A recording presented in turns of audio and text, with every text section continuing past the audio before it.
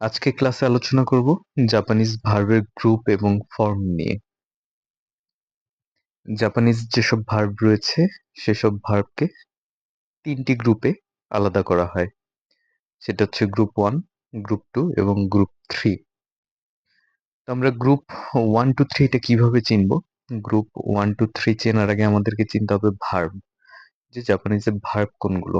তো জাপানিজে ভার্ব চেনার সবচেয়ে সহজ উপায় হচ্ছে শব্দের শেষে মাস যুক্ত থাকবে। অর্থাৎ কোনো শব্দের শেষে যদি মাস থাকে তবে আমরা সেই শব্দকে ভার্ব হিসেবে চিনতে পারবো।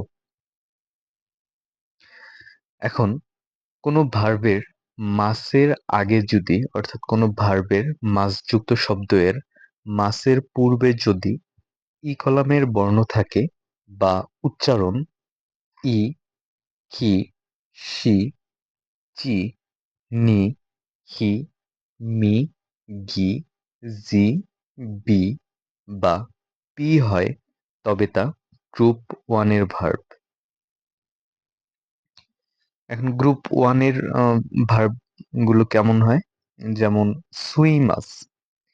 এখানে যে সুইমাস, তাহলে এই যে মাসের পূর্বে আমাদের যে এখানে মাস আছে, এই মাসের পূর্বে এই যে এই বর্ণটা, মাসের পূর্বে বর্ণটা, কালারটা চেঞ্জ করি,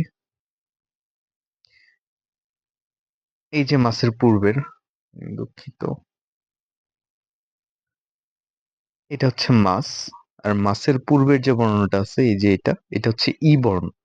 আমাদের গ্রুপ 1 এ কি ছিল? যে কোনো ভার্বের মাসের আগে যদি ই কলামের বর্ণ থাকে বা উচ্চারণ ই, কি এসবের মতন হয় তাহলে সেটা গ্রুপ 1 এর ভার্ব।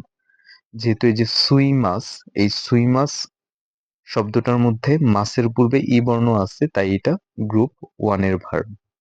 এরপর কি আছে? আকিমাস। আকিমাস এখানেও মাসের দুঃখিত, মাছিমাস। এই মাছিমাসের মাসের পূর্বে কি আছে? চি আছে। এই চিটা যেহেতু আমরা এখানে রুলসে পড়ছি যে এই যে চি, যে মাসের পূর্বে যদি চি থাকে তাহলে সেটা হলো গ্রুপ 1 এর ভার্ব। এর পরবর্তীতে আছে হলো ইয়াসুমি মাস। এখানেও মাসের পূর্বে আছে হলো মি, যেটা হলো ই কলামের বর্ণ। মা হলো আ কলামের বর্ণ আর মি, মি হলো ই কলামের বর্ণ, অর্থাৎ উচ্চারণটা ই এর মতন হইছে। এরপর হচ্ছে কাইমাস। এখানে কাইটা, এই যে মাসের পূর্বে ই আছে, ই কলামের বর্ণ আছে, মানে এটা হচ্ছে গ্রুপ 1 এর ভার্ব। এরপর কাশিমাস। এই যে মাসের পূর্বে শি আছে, শিটা হচ্ছে ই এর মতন উচ্চারণ, যার কারণে কাশিমাস হচ্ছে গ্রুপ 1 এর ভার্ব। এরপর হচ্ছে আসোবিমাস। মাসের পূর্বে বি আছে, বি এর উচ্চারণ ই এর মতন, যার কারণে এইটাও গ্রুপ 1 এর ভার্ব। আশা করি গ্রুপ 1 এর ভার্ব চিনতে কারো কোনো সমস্যা হবে না। এরপর হচ্ছে গ্রুপ 2। গ্রুপ 2 এর ক্ষেত্রে কোনো ভার্বের মাসের পূর্বে যদি এ কলামের বর্ণ থাকে, এর আগে আমরা গ্রুপ 1 এ শিখছি যে ই কলামের বর্ণ, আর এই গ্রুপ 2 এর ক্ষেত্রে এ কলামের বর্ণ।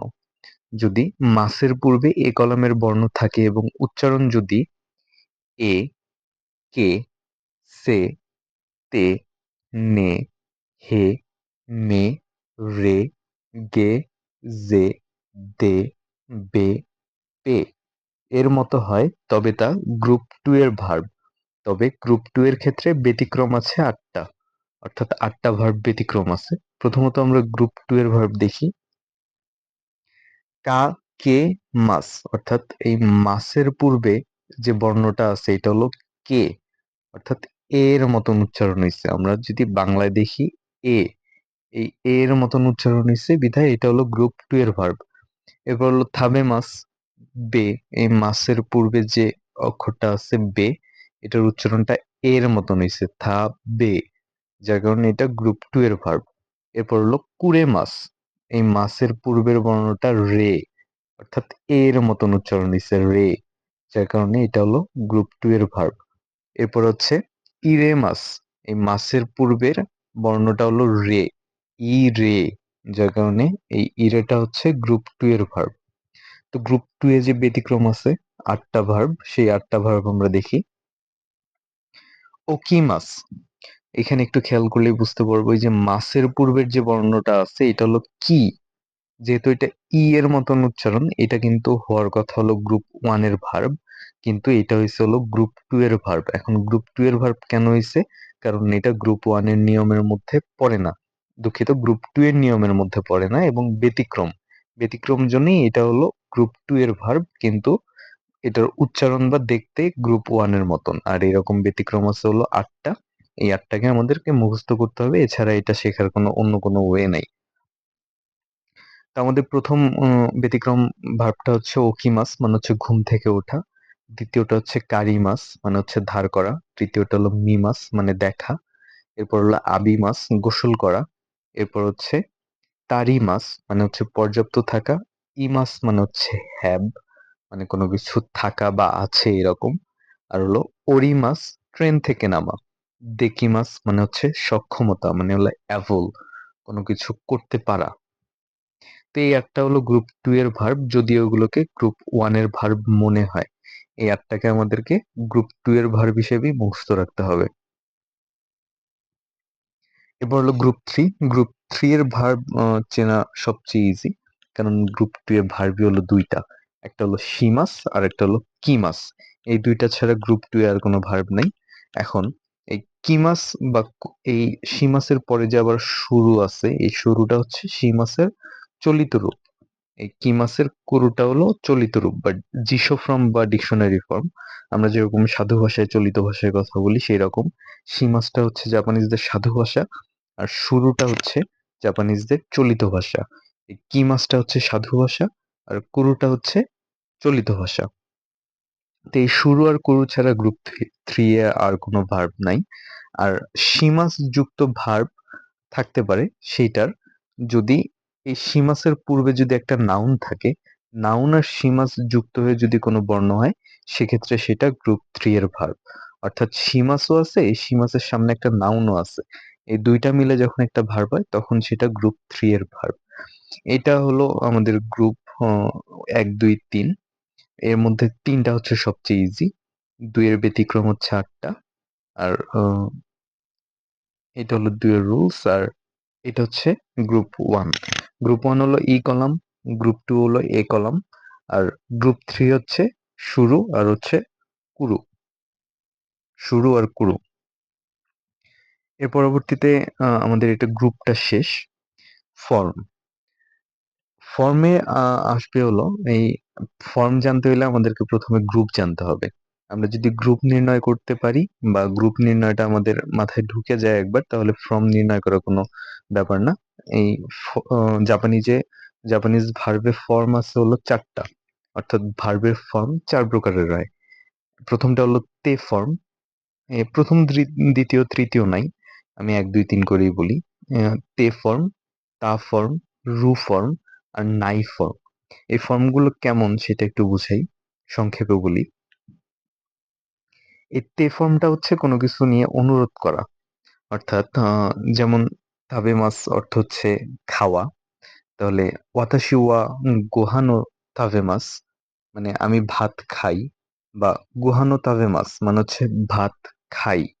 এখন এটা যদি তাবে মাছটাকে যদি আমরা তাবেতে করি, গোহানো তাবেতে, তাহলে এটার শব্দটার অর্থ বা বাক্যটার অর্থ এমন হবে যে গোহানো তাবেতে কুদাসাই। এই তাবেতে দিয়ে আসলে কোনো সম্পূর্ণ বাক্য হয় না, তাবেতে থাকলে তের পরে একটা অনুরোধ সূচক বাক্য থাকে। যেমন গোহানো তাবেতে কুদাসাই মানে হচ্ছে অনুগ্রহ করে ভাত খান। আর তাটা হচ্ছে পাস্ট ফর্ম, এই যেখানে যে তা আছে, যেমন থাবে মাস, এই থাবে মাসকে যদি আমরা পাস্ট ফর্মে নিয়ে যাই তাহলে হবে থাবে তা। এখন কেমন হবে এটা, যে আহ গোহানো থাবে তা মানে হচ্ছে ভাত খেয়েছি। এরপর রু ফর্ম, রু ফর্মটা আলাদা কোনো ফর্ম না, এটা হচ্ছে আমাদের যে সাধু ভাষা আছে সেইটার একটা চলিত রূপ বা ক্যাজুয়াল ফর্ম। আমরা যেমন থাভে মাস মানে হচ্ছে খাওয়া, এই থাভে মাসকে যদি আমরা রু ফর্মে রূপান্তর করি থাভেরু, এই থাভেরু মানে হচ্ছে খাওয়া। দুইটার অর্থ একই, আমরা বাংলায় একই, বাংলায় এটা আলাদা করতে পারবো না, কিন্তু জাপানিজদের ক্ষেত্রে থাভে মাস হচ্ছে সাধু ভাষা আর থাভেরু হচ্ছে চলিত ভাষা, কিন্তু দুইটার অর্থ একই। আর এরপরে আছে হলো আমাদের নাই ফর্ম। নাই ফর্মটা হচ্ছে নেগেটিভ, না সূচক বাক্য। যেমন থাভেমাস অর্থ হচ্ছে খাওয়া, আর থাভে নাই, থাভে নাই অর্থ হচ্ছে না খাওয়া বা খাই না। গোহানো থাভে মাস মানে হচ্ছে ভাত খাই, আর গোহানো থাভে নাই মানে হচ্ছে ভাত খাই না, এরকম। তো এটা কখন তে ফর্ম করতে হবে, কোন ভার্বকে কিভাবে তে ফর্ম, কোন ভার্বকে কিভাবে তা ফর্ম, রু ফর্ম, নাই ফর্ম করতে হবে, সবকিছুর একটা রুলস আছে। সেই রুলস দেখে দেখে যদি আমরা পড়ি, এটা খুব সহজেই আমাদের মাথায় ঢুকে যাবে। এটা খুব যে জটিল কোনো বিষয় এমন কিছু না। আজকের ক্লাসে বা ভিডিওতে এই পর্যন্তই থাক। এর পরবর্তীতে যদি ক্লাস নেই বা ভিডিও মেক করি, আশা করব বিস্তারিত এই ফর্ম নিয়ে বিস্তারিত আলোচনা করার।